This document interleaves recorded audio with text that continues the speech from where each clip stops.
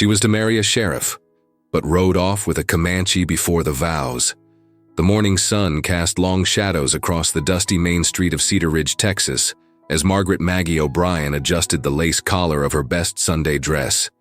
Through the window of her father's general store, she watched Sheriff Thomas Whitmore stride purposefully toward their establishment, his badge catching the early light. Today was supposed to be about finalizing their wedding arrangements, but Maggie's stomach churned with an unease she couldn't quite name. "He's a good man, Maggie," her father, Sean O'Brien, said, without looking up from his ledger. His Irish accent had softened over the 15 years since they'd arrived in Texas, but it still colored his words like whiskey and water. "Sheriff Whitmore will provide for you, protect you, after what happened to your mother." Maggie's hand instinctively went to the small silver cross at her throat, her mother's last gift before succumbing to fever 3 years prior. "I know, Papa, I wish I felt something more than duty." The bell above the door chimed as Thomas entered, removing his hat to reveal sandy hair already thinning at 28. He was handsome enough, with kind blue eyes and a strong jaw, but when he looked at her, Maggie felt like a prize heifer being evaluated at market. "Miss O'Brien, Mr. O'Brien." Thomas nodded formally. "I trust you're both well this morning." "Indeed, Sheriff," Sean replied, setting down his pen. "Maggie's been looking forward to discussing the ceremony details." Thomas smiled, but it didn't reach his eyes. "I've spoken with Reverend Matthews. He can perform the ceremony next Saturday afternoon. I thought we might keep it simple. The town's had enough excitement lately with all the Indian troubles." Maggie stiffened. The Indian troubles he referenced were actually raids by desperate Comanche bands, driven from their traditional hunting grounds by expanding settlements and the near extinction of the buffalo herds. She'd heard the stories whispered in the mercantile. Families torn apart, children taken, warriors fighting for their very survival. "Simple is best," Sean agreed quickly. "We don't want to draw unwanted attention."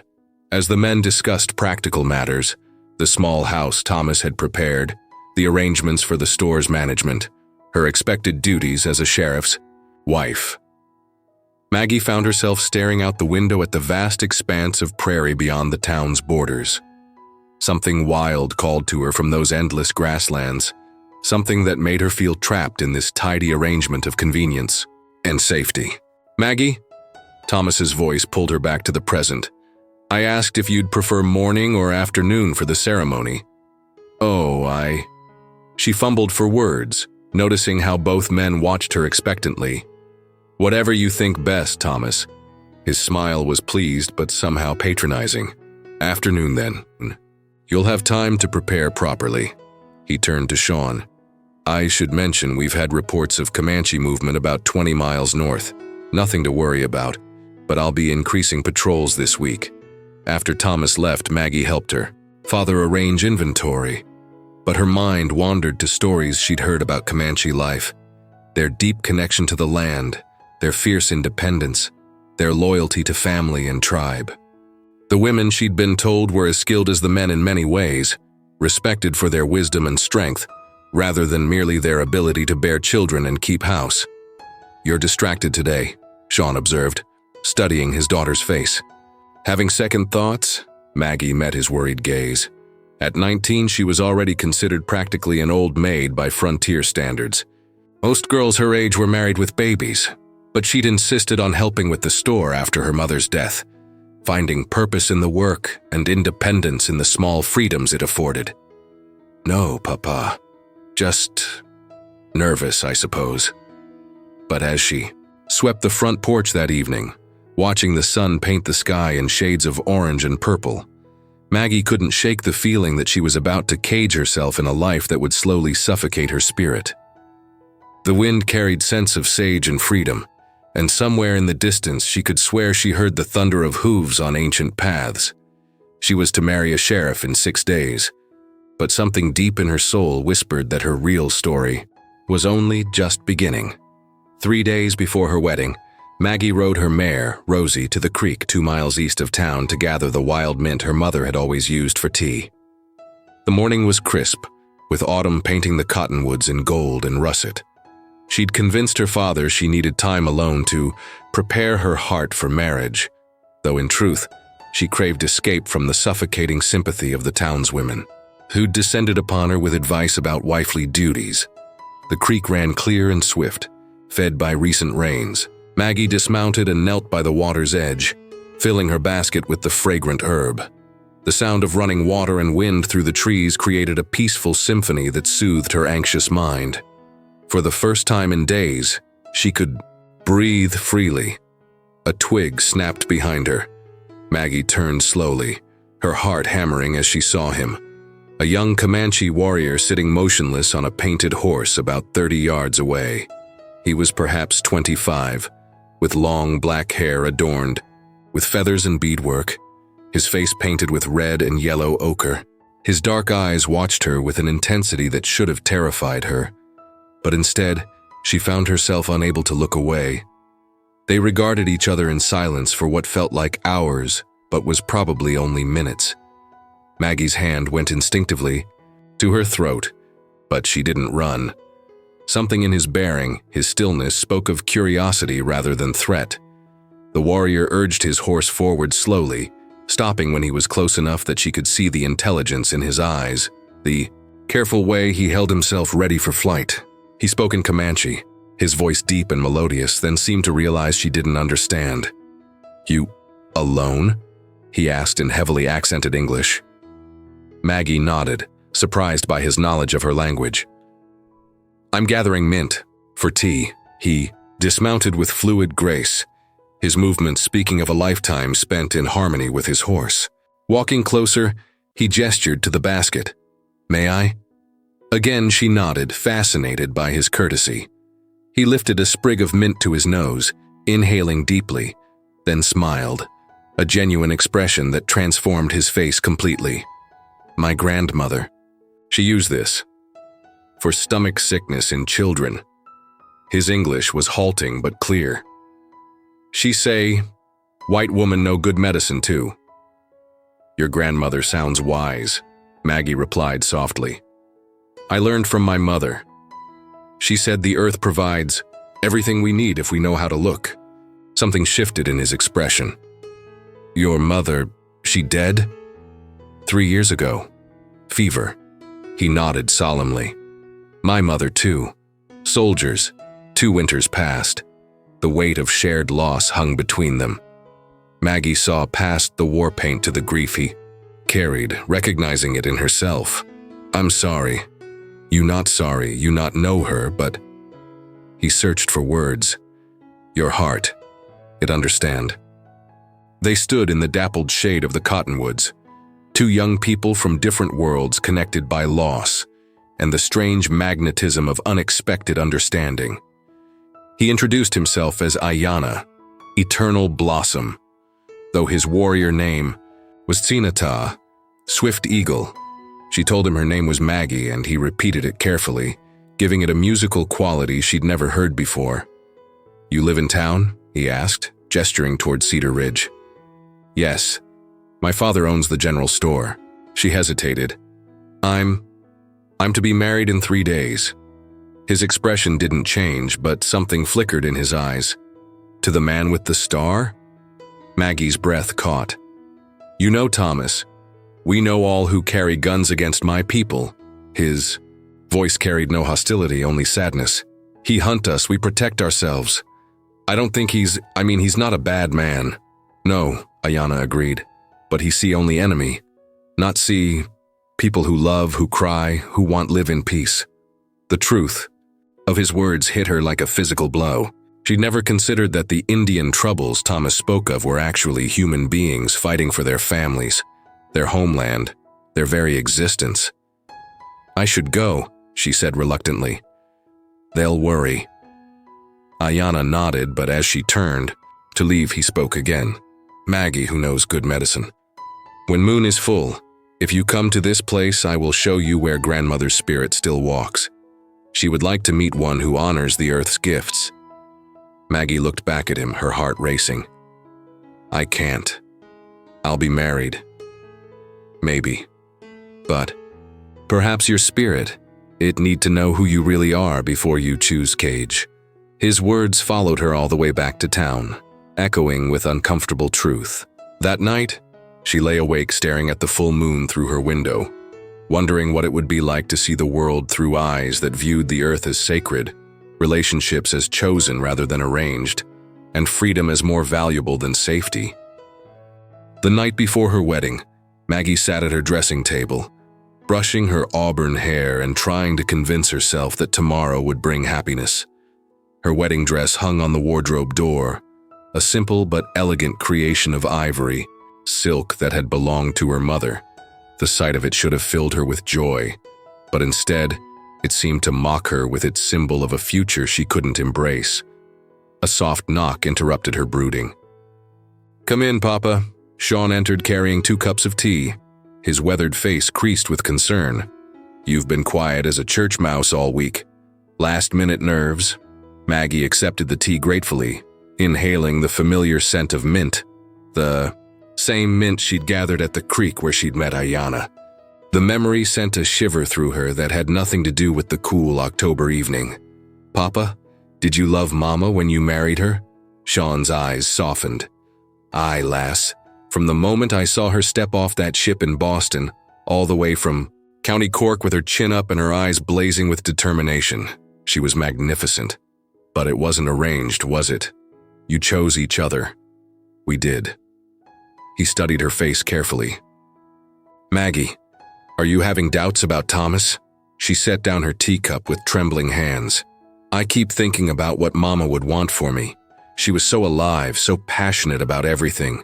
Her garden, her cooking, her stories about Ireland. She loved you with her whole heart. And she'd want the same for you," Sean said quietly. "But darling, love isn't always there at the beginning. Sometimes it grows over time, with shared experiences and what if it doesn't?" The words burst out of her. "What if I marry Thomas and spend the rest of my life pretending to feel something I don't? What if I become one of those hollow-eyed women who go through the motions but never really live?" Sean was quiet for a long moment, then sat on the edge of her bed. "There's something you're not telling me. What is it, lass?" Maggie's heart pounded. She thought of Ayanna's words about choosing Cage's, about the way he'd looked at her as if she were a person worth knowing, rather than a problem to be solved. She thought of the vast prairie beyond the town's borders and the wild freedom it promised. "I met someone," she whispered. "Thomas?" "No, Papa. Someone different." Sean's face went pale. "Maggie, what are you saying?" Before she could answer, shouting erupted from the street below. They rushed to the window to see men running toward the sheriff's office, their voices carrying news of a Comanche raid on a homestead 10 miles south. 2 families had been attacked, livestock stolen, and a young woman taken. "That tears it," Sean muttered grimly. "Thomas will be organizing a posse tonight. This wedding might have to be postponed." But even as he spoke, Thomas himself appeared. At their door, his face grim with purpose. "Sean, I need to speak with you. There's been an attack." As the men discussed the situation downstairs, Maggie found herself at her window, staring out at the moonlit prairie. The full moon hung heavy and silver in the star-scattered sky, calling to her with an almost physical pull. She thought of Ayanna's promise to show her where his grandmother's spirit walked, and suddenly, the choice before her crystallized with startling clarity. She could marry Thomas tomorrow and spend her life as the sheriff's wife, safe and respectable, and slowly dying inside. Or she could trust the wild calling in her heart and discover who she really was when freed from the expectations of others. The decision, when it came, felt less like choosing and more like remembering something she'd always known. Moving quietly, Maggie changed into her riding clothes, practical split skirt, sturdy boots, and a warm jacket. She pinned her hair up and covered it with a wide-brimmed hat. From her small savings, she took enough money for supplies and emergencies. Finally, she wrote a letter to her father, her hand shaking as she explained that she couldn't marry a man she didn't love, that she needed to discover who she was meant to be. The town was in chaos with preparations for the posse, making it easy for her to slip to the stable unnoticed. Rosie nickered softly as Maggie saddled her, as if the mare sensed the momentous nature of their midnight journey. As they rode through the sleeping town, Maggie felt tears streaming down her face, not from sadness, but from an overwhelming sense of liberation. She was leaving behind everything she'd ever known, everyone who'd ever loved her, for a future as uncertain as the wind. But as they reached the edge of town, and the vast prairie stretched before them under the silver moon, Maggie felt her soul expand to fill the endless space. Whatever lay ahead, she would meet it as herself, not as someone's daughter or someone's wife, but as Margaret O'Brien, a woman brave enough to choose love over duty, adventure over safety, and freedom over fear. The creek was a silver ribbon in the moonlight, and there, as promised, Ayanna waited on his painted horse as if he'd known she would come. "You came," Ayanna said simply, his voice carrying wonder rather than surprise. In the moonlight, without his war paint, he looked younger, more vulnerable but no less magnificent. "I couldn't marry him," Maggie replied, her voice steadier than she felt. "Not when I felt nothing but duty. My mother taught me that life without passion is just a slow death." Ayanna dismounted and approached her slowly, as if she were a wild creature that might bolt. "And what do you feel now?" "Terrified," she admitted with a shaky laugh. "But alive. More alive than I've felt in years." He smiled, and the transformation was breathtaking. "Come, I will show you the place where grandmother's spirit walks, where the old ways still live in the land itself." They rode side by side through the silvered landscape, following ancient paths that wound between mesquite and sage. Ayanna moved with the quiet confidence of someone who belonged to this land as much as the coyotes and nighthawks. As they traveled, he spoke of his people's history, his voice painting pictures of a time when the Comanche rode free across vast territories, following the buffalo herds and living in harmony with the rhythm of the seasons. "My grandmother, she was called Winona, firstborn daughter. She say the earth is mother to all, but some forget they are children. They take without asking, kill without need, claim what cannot be owned." "Is that why you fight?" Maggie asked. "To protect what's left. We fight because we have no choice. But I think maybe there is another way. Maybe some can learn to see with different eyes." They climbed a low hill crowned with ancient oaks, their branches twisted by countless storms into shapes that seemed to dance in the moonlight. At the crest, Ayanna stopped and dismounted, gesturing for Maggie to do the same. "This place, it is sacred to my people. Here grandmother came as young woman to seek vision, to understand her purpose. She say the spirits told her that one day, people of different colors would need to learn to live as one family, or all would be lost." The view was breathtaking. Rolling hills stretched endlessly in all directions, painted silver and black, by moonlight and shadow. Maggie felt something profound shift inside her, as if the vastness of the landscape was calling to something equally vast within her own soul. "I've never seen anything so beautiful," she whispered. "Beauty is not in seeing," Ayanna said softly. "Beauty is in belonging." He began to speak in Comanche, his voice rising and falling like music. Though she couldn't understand the words, Maggie felt their meaning in her bones. A prayer of gratitude, a song of connection, an acknowledgement of the sacred in the ordinary world around them. When he finished, they sat in comfortable silence on a fallen log, watching the stars wheel overhead.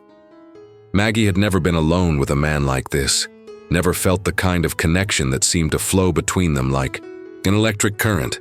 "Tell me about your life," she said. "Before all this conflict," Ayanna's expression grew wistful. "I was born in spring, when the grass grows green and the horses grow fat. My father taught me to ride before I could walk properly, to track game and read the sky for weather. My mother taught me to respect all living things, to take only what is needed, to give thanks for every gift." It sounds peaceful. It was. We followed the herds, never staying long in one place. Always moving, always free. The children learned from all the adults, not just their own parents. The old ones were honored for their wisdom, the young ones for their strength. Everyone had a place, a purpose. And now, His face hardened. Now we are driven to smaller and smaller lands. The buffalo are nearly gone, killed for their hides and left to rot. Our children are taken to schools where they are forbidden to speak our language or practice our ways. We are told we must become like white people or die. Maggie felt a surge of anger at the injustice of it, followed by shame at her own ignorance. I never understood. In town, they only talk about Indian raids, never about why. Few want to understand. It is easier to see enemy than to see person with same hopes, same fears, same love for family. They talked through the night, sharing stories of their childhoods, their dreams, their fears. Maggie spoke of her mother's death, of feeling trapped in a role that didn't fit her spirit. Ayana told her about losing his younger sister to smallpox, about the weight of being one of the last free warriors of his band. As dawn approached, painting the eastern sky in shades of rose and gold, Maggie realized she had never felt so understood, so truly seen by another person. With Thomas, she had been a prize to be won, a problem to be solved. With Ayana, she was simply herself, complex, curious, passionate, and free. I should go back, she said reluctantly. They'll be looking for me. Will you? He asked. Go back to the cage? Maggie looked at him, this man who had shown her a different way of seeing the world, who had awakened something wild and true in her heart. I don't know. I don't know what to do. Then stay, he said simply. Not forever, not yet, but stay long enough to know your own heart. My people, we are moving north to join with others who still live free. Come with us for a while. See what it means to live without walls, without rules made by fear. The offer hung between them like a bridge over a chasm. To cross it would mean leaving behind everything she had ever known, everything society said she should be. But as the sun rose over the endless prairie, Maggie felt her old life falling away like an outgrown skin. Yes, she said, her voice clear and strong. I'll come. 6 months later, Maggie, now called Ayana Teja, Eternal Flower by the Comanche band, knelt by a stream, grinding mesquite beans into flour using stones worn smooth by generations of women. Her hands were brown from sun and work, her auburn hair braided with blue beads that caught the light like captured sky. The elaborate bustle and corset of her former life had been replaced by a practical buckskin dress decorated with intricate beadwork, a gift from Ayana's aunt, Nadua. The transformation had not been easy. The first weeks had been a trial of endurance, learning to ride bareback for hours, to read weather signs and cloud formations, to find water by the behavior of birds and insects. Her soft town hands had blistered and bled from gathering firewood and tanning hides. Some of the band had viewed her with suspicion, wondering if she was a spy or simply a foolish white woman who would bring trouble upon them. But Maggie had persevered, driven by a fierce determination to prove herself worthy of the freedom she'd chosen. She learned to speak Comanche with growing fluency, to prepare pemmican and jerky, to identify edible plants and medicinal herbs. Most importantly, she learned to see the world through Comanche eyes, as a living entity deserving respect rather than a resource to be exploited. You have strong hands now, observed Nadua, settling beside her at the stream. The older woman had become both teacher and friend, guiding Maggie through the complex social customs of the band. But more than that, you have strong spirit. Many white captives never truly become Comanche. They endure, but they do not transform. You have let yourself be reborn. Maggie smiled, thinking of how foreign her old life seemed now. Sometimes she wondered about her father, about Thomas, about the life she'd abandoned. News filtered through the vast network of native communications that a search party had looked for her briefly. But the trail had gone cold at the creek where she'd met Ayana. The townspeople had eventually concluded she'd been taken by Indians, never imagining she'd gone willingly. I had to transform, Maggie replied in fluent Comanche. The person I was before, she was already dying. Ayana showed me how to live. As if summoned by his name, Ayana appeared on the bank above them, returned from a hunting party that had been tracking deer for 2 days. His face was painted for war, but his eyes sought hers immediately. The smile that passed between them, speaking of deep love and perfect understanding. The band had initially been skeptical of their relationship, but as months passed and Maggie proved her commitment to their way of life, they'd come to accept her as Ayana's wife in all but ceremony. The formal marriage would wait until they reached the winter camp, where the appropriate rituals could be performed with the blessing of the elders. The hunting was good, Ayana announced, dismounting and approaching the women. But scouts bring news from the south. Soldiers are moving this way, many of them. We must break camp and move north by tomorrow. Nadua's face grew grim. How many soldiers? More than 50. They seek to drive all free bands onto the reservation. Maggie felt the familiar stab of fear that came with such news. The pressure from the U.S. government was intensifying, forcing more and more Comanche bands onto reservations, where they were expected to become farmers and abandon their traditional ways. Those who resisted faced imprisonment or death. We could try to reason with them, Maggie suggested, though she knew even as she spoke that it was futile. I could act as translator, explain that you're not raiders, just people trying to live. They do not come to talk, Ayana said gently. They come to force submission. To them, the only good Indian is one who lives like a white man or a dead one.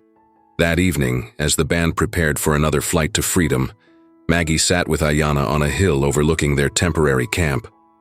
The sight of families packing their lives into travois, of children who had never known a permanent home, filled her with profound sadness.